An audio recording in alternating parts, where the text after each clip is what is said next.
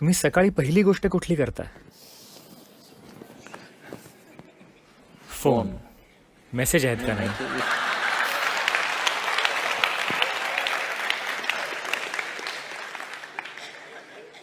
तुम्ही एक गोष्ट करा.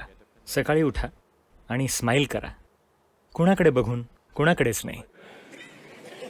स्माईल म्हणजे इतर कुणाबद्दल नाहीये. चेहऱ्यावर स्मितहास्य येतं जेव्हा ह्याला एका ठराविक प्रकारे वाटत असतं, हो की नाही? जर तुम्ही PR मध्ये असाल तर तुम्ही शिकता तसल्या गोष्टी.